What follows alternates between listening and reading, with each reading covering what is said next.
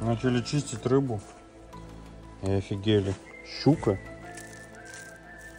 Вот свежая. И у нее нету одного плавника на пузе. Здесь пары нету. И ни дырки, ничего. Все ровненько. И даже косточки внутри ничего нету. Вот только один. Кто-нибудь такое видел? Прикол вообще.